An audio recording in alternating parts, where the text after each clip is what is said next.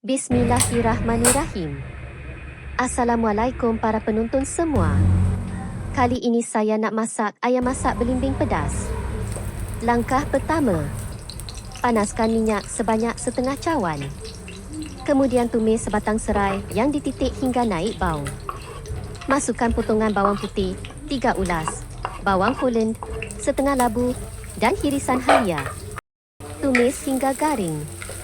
Selepas itu masukkan hirisan kunyit. Langkah kedua, bila semua bahan tumis sudah garing, masukkan cili kisar iaitu cili merah hidup dengan anggaran 1 mangkuk. Masukkan juga lengkuas dan buah keras yang dihancurkan, ditumbuk. Kacau hingga cili betul-betul garing.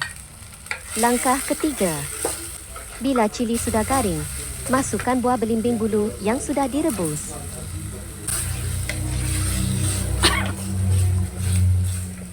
Kacau rata dan masukkan garam secukup rasa. Kacau supaya cili dan belimbing sebati.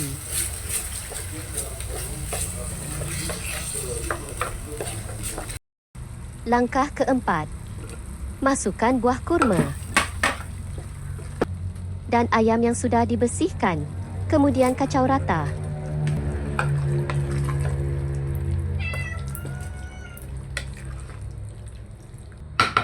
Tutup periuk dan tunggu sehingga ayam mengeluarkan air dan daging ayam masak.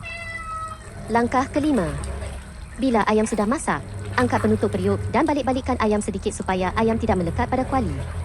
Alhamdulillah, siap dimasak. Sangat senang, cepat, mudah dan sedap sangat. Syukur. Terima kasih kepada semua penonton yang menonton hingga ke akhir. Jika suka dengan resipi ini, jangan lupa tekan like, komen dan kongsikan. InsyaAllah kita jumpa lagi dalam perkongsian resipi seterusnya. Assalamualaikum warahmatullahi wabarakatuh.